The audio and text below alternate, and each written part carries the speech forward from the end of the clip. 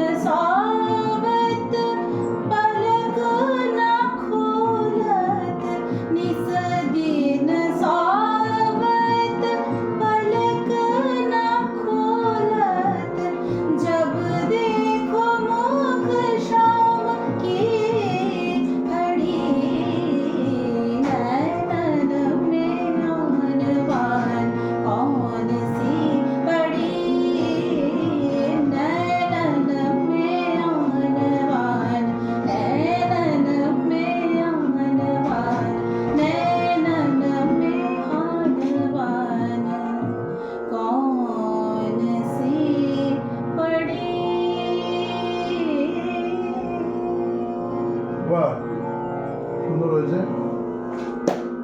তো আমরা চলে যাই পরের বন্দিশ অনুষ্কার কাছে। তো আমরা এবারে চলে যাব অনুষ্কার কাছে, দেখি অনুষ্কার কপালে আমাদের এখান থেকে কি লটারিতে কি ওঠে। ঘেঁটে দিল, একটা সন্ধ্যের বাতাবরণ রয়েছে, তার মধ্যে গান বাজনা করা মানে তো মজা করা। আমরা খুব আনন্দ করে করে গান বাজনা করবো। 9 নম্বর 9। তো 9 নম্বরে আমরা দেখি কি আছে। চন্দ্রকোষের একটা তারানা আছে, দিন তারা না তেরে না দিন তা হবে এটা। তো চলুন আমরা শুনে নিই চন্দ্রকোষের তারানা অনুষ্কার কণ্ঠে।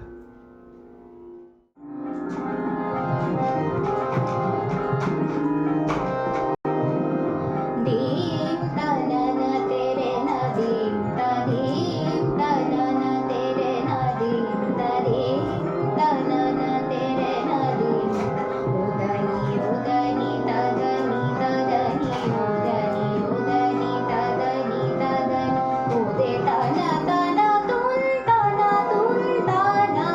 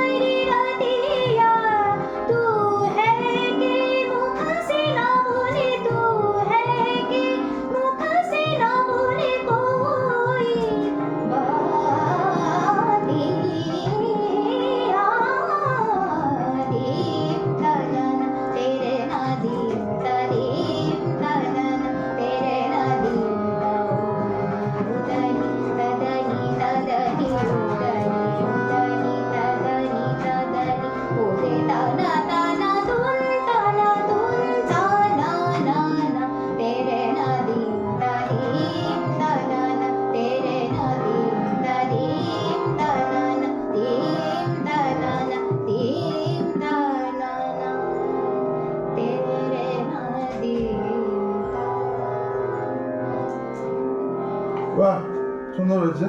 তো আমরা শুনে নিলাম আমাদের এই বন্দিশটা। আমরা চলে যাব এর পরের এপিসোডে আরও নতুন দুটো বন্দিশ নিয়ে।